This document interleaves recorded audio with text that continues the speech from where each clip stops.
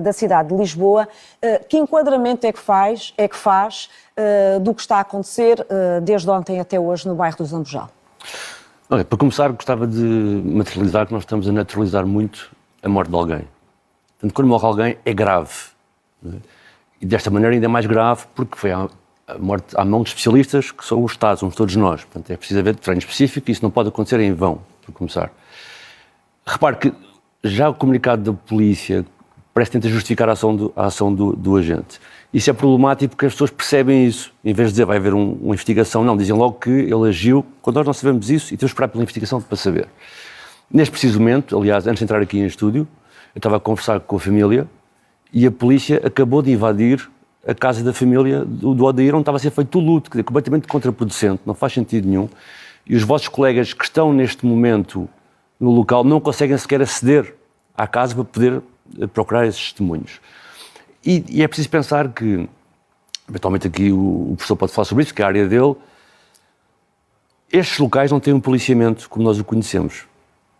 Há muitos anos que estes locais passaram a ter um policiamento especializado, normalmente é chamado ZUS, Zonas Urbanas Sensíveis, cujo decreto-lei diz, classificam etnicamente e socialmente o bairro, como sendo um território com pessoas de outras origens e de pessoas mais empobrecidas, e por isso dá à polícia esta forma de estar de intervenção que é a ZUS, que basicamente, e agora é bom termos esse debate, para mim funciona como lei marcial, ou seja, nós temos um grupo de pessoas altamente militarizadas, todos equipados, que só entram no território dessa forma e todas as pessoas são suspeitas. E, portanto, quando vimos esta tensão que assistimos ontem e estamos a assistir hoje, tem a ver com o facto de, para já nos últimos, acho que 8 anos, morreram 13 pessoas, quase todas pessoas destes territórios às mãos da polícia.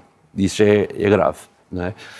E depois pensar que estas pessoas são assediadas regularmente e diariamente. Ou seja, como esta polícia intervém numa lógica que todos são suspeitos, e são territórios, temos de pensar nisto, ao contrário do resto da cidade, são territórios mais jovens, onde a parte da população jovem é muito grande, há uma grande fricção, porque a polícia, de facto, toda a gente é suspeita. E portanto, é um policiamento armado, mas quando o António... Não é armado, ou seja, todo o policiamento é armado.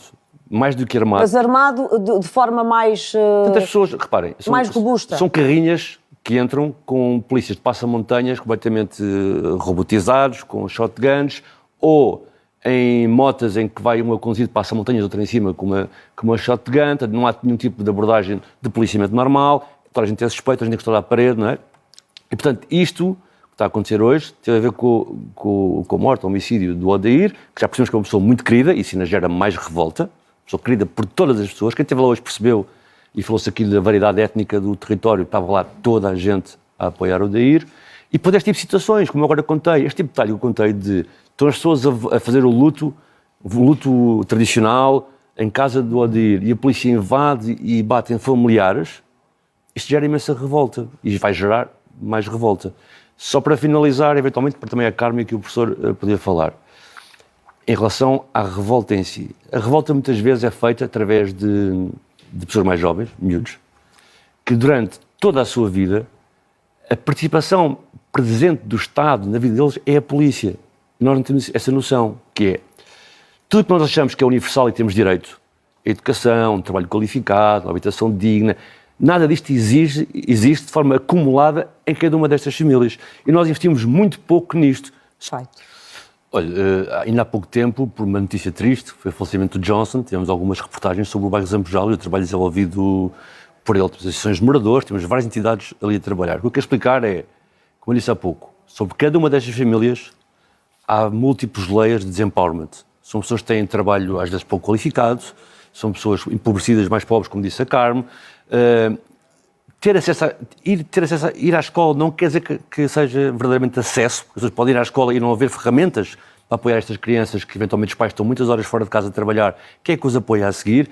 E eu acho e por isso é que esta questão do policiamento é interessante, porque há um grande investimento nisso, mas há pouco investimento para combater as desigualdades e para tornar este país com a equidade que nós temos previsto na Constituição. Portanto, se estas pessoas, nós sabemos que se as pessoas têm, por questões dos pais serem mais pobres, terem menos educação, etc., nós temos que lhe dar inputs para estas pessoas. Como é que isso se faz, António? Faz com o investimento nestas áreas todas. é que o facto de haver uma escola não quer dizer que haja acesso à educação. Se eu tenho uma escola, mas 50% dos alunos chumbam, alguma coisa está mal, não é?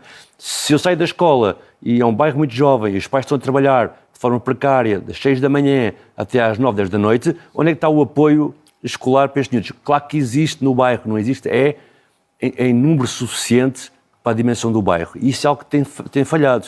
Só mais uma questão que acho que é importante. Nós olhamos sempre para este bairro e problematizamos como bairros, no plural, e naturalmente desumanizamos estas pessoas. Estas pessoas, e muito o que se passa com estes jovens e o que tem acontecido nestes dias, tem a ver com a desfiliação que eles têm perante a sociedade onde estão. Portanto, eles não têm capacidade visível, para nós, que estamos aqui neste estúdio, de contar o seu imaginário. E eles, sem imaginário, sem poder contar a sua história, não mexem nas políticas. Okay? E só para terminar, porque fazendo aqui um aponto com o que disse a Carmen e com o professor, às vezes, como o professor disse bem, percepção e realidade são coisas diferentes, mas a percepção constrói-se. E o problema é que se eu agarrar em todas as notícias, comunicados da polícia e eu pô-las no mapa, elas vão parar nestes territórios.